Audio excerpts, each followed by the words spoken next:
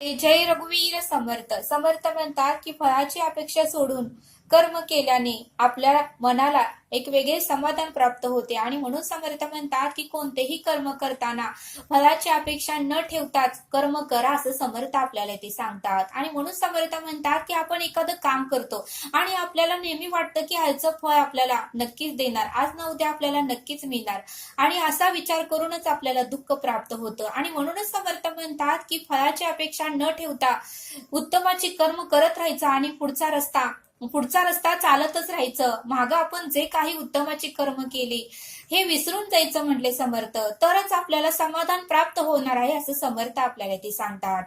आपण म्हणतो समर्थ की एखादं काम करतो, आपण एखादं उत्तमाचं काम करतो किंवा दानधर्म करतो किंवा एखाद्याला मदत करतो आणि ती गोष्ट आपण कायम लक्षात ठेवतो की मला ह्याचं फळ मिळायला पाहिजे, ह्याचं फळ मला प्राप्त व्हायला पाहिजे. मग असं विचार केल्याने आपल्याला दुःख प्राप्त होतं आणि म्हणून समर्थ म्हणतात की कोणतंही काम करताना फळाची अपेक्षा ठेवू नका, उत्तमाचं कर्म करत राहा आणि पुढचा रस्ता चालत राहा. समर्थ म्हणतात की परमेश्वराच्या डायरीमध्ये सर्व काही आपल्या कर्माचा लेखाजोखा असतो. आपल्या क्षणाचा हिशोब परमेश्वराच्या डायरीमध्ये असतो आणि म्हणूनच समर्थ म्हणतात की प्रत्येक कर्माचा हिशोब असतो. मग वेळ काळ आल्यानंतर परब्रह्म ईश्वर तो आपल्याला नक्कीच फळ देतो असं समर्थ आपल्याला ते सांगतात. एक नामस्मरण केलेलं सुद्धा ऋण तो परब्रह्म ठेवून घेत नाही, त्याचं सुद्धा आपल्याला फळ तो कधी ना कधी तरी देतो. आणि म्हणूनच समर्थ म्हणतात की संत लोकांनी कोणत्याही फळाची अपेक्षा न ठेवता त्या पांडुरंगाचं, त्या विठ्ठलाचं नामस्मरण केलं.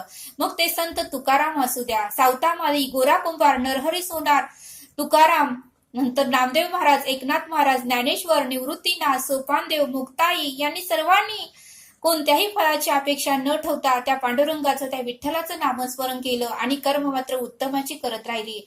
पदोपदी क्षणोक्षणी त्यांना त्रास झाला, वेदना झाल्या, दुःख झालं, लोकांनी त्यांना नाही नाही ते बोललं, शिव्या दिल्या, श्राप दिल्या, तरीही त्यांनी डगमगले नाही. तरीही लोकांसाठी संत ज्ञानेश्वरांनी पसायदान दिलं, तर संत तुकारामांनी गाथा लिहून ठेवली, तर ज्ञानेश्वरी ही लिहिली. बघा म्हणले समर्थ, म्हणजे संतांना लोकांनी किती त्रास दिला तरीही संत एकनाथ महाराजांनी अभंग लिहिले, संत तुकाराम महाराजांनी हे अभंग लिहिले की आम्ही जरी या पृथ्वी तलावरून गेलो तरी ह्या सर्व लोकांना हे अभंग वाचता यावेत, उत्तमाचे कर्म त्यांना करता यावीत आणि त्यांचाही अंतकाळ सुखाचा, समाधानाचा आणि आनंदात जावा, यासाठी संत लोकांनी हे सर्व काही लिहून ठेवलं असं समर्थ आपल्याला ते सांगतात.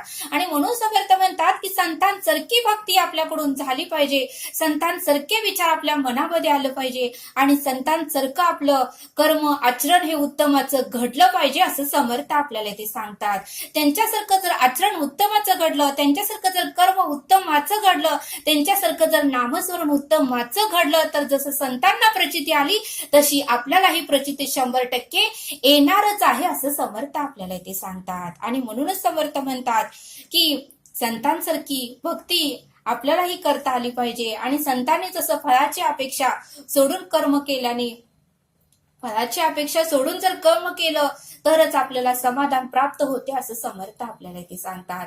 आणि बघा म्हणले समर्थ, कल्याण स्वामींनीही फळाची अपेक्षा न ठेवता सेवा केली. अरुणी पांचाळ, शिष्य दीपक, वीणाताई, छत्रपती शिवाजी महाराज यांनीही कोणत्याही फळाची अपेक्षा न ठेवता उत्तमाची सेवा केली, उत्तमाचं नामस्मरण केलं आणि उत्तमाचं आचरणही त्यांचं होतं असं समर्थ आपल्याला ते सांगतात. आणि म्हणूनच समर्थ म्हणतात की कर्म करत राहायचं, त्याचा लेखाजोखा परब्रह्माच्या डायरीत असतो, परब्रह्माकडे क्षणाक्षणाचा हिशोब असतो आणि तो वेळ काळ आल्यानंतर आपल्याला तो नक्कीच देणार आहे असं समर्थ आपल्याला इथे सांगतात. समर्थ आपल्याला एक बोध सांगतात. एका गावामध्ये एक आजी होती आणि ती एकटीच राहत होती, पण तरीही ती दुःखी नव्हती, आनंदात राहत होती. आणि तिने आपले पशुपक्षी प्राणी हेच आपले मित्र केले होते. सकाळी उठलं की पक्ष्यांना तांदूळ ठेवायची, साखर ठेवायची आणि पाणी ठेवायची, एका भांड्यामध्ये पाणी ठेवायची, कुत्र्यांना भाकरी घालायची, गाईंना जे काही आपल्या घरात असेल ते द्यायची आणि रोज त्यांच्या बरोबर ती बोलत राहायची. त्यांच्याशी तिची भरपूर मैत्री झाली होती, पण तिने कोणत्याही फळाची अपेक्षा न ठेवता त्या सर्वांची सेवा उत्तमाची केली. आणि म्हणून त्या आजीला शेवटच्या श्वासापर्यंत कोणत्याही प्रकारची गोळी घ्यावी लागली नाही, की त्या आजीला कोणत्याही प्रकारचा त्रास झाला नाही, की कोणत्याही प्रकारचं तिला बीपीचा त्रास नव्हता, शुगरचा त्रास नव्हता आणि तिचं आरोग्यही उत्तमाचं राहिलं आणि अंतकाळी मात्र तिला कोणताही न त्रास होता. तिचा अंतकाळ हा सुखात गेला आणि मृत्यूही तिचा उत्तमाचाच झाला असं समर्थ आपल्याला इथे सांगतात. आणि म्हणूनच समर्थ म्हणतात की शेवटी शेवटी आपल्या या बोधातून आपल्याला हेच शिकायला मिळतं की आरोग्यच ही आपली धनसंपदा आहे. समजा म्हटले समर्थ 10 लाख मिळवले, 1 करोड मिळवले, 2 करोड मिळवले, 5 बंगले मिळवले, पण जर आपलं शरीरच उत्तम नसेल तर त्या पैशाचा तरी काय उपयोग, त्या बंगल्याचा तरी काय उपयोग, त्या सोन्याचा तरी काय उपयोग, असं समर्थ आपल्याला इथे सांगतात. समर्थ म्हणतात की पैसा भरपूर आहे, प्रॉपर्टी आहे, बंगले आहेत, पण ते उपभोगण्यासाठी आपलं शरीर उत्तमाचे पाहिजे, आपले हात उत्तमाचे पाहिजे, आपले पाय उत्तमाचे पाहिजे, आपलं शरीर हे ते सर्व काही संपत्तीचा उपभोग घेण्यासाठी आपलं शरीर हे धडधाकट पाहिजे. आणि म्हणूनच समर्थ म्हणतात की आरोग्य हीच धनसंपदा आहे असं समर्थ आपल्याला इथे सांगतात. आणि म्हणून समर्थ म्हणतात की आपण भरपूर प्रॉपर्टी मिळवतो, पैसा मिळवतो, पण जर शरीरच उत्तमाचं नसेल तर त्या पैशाचा काहीही उपयोग नाही असं समर्थ आपल्याला इथे सांगतात.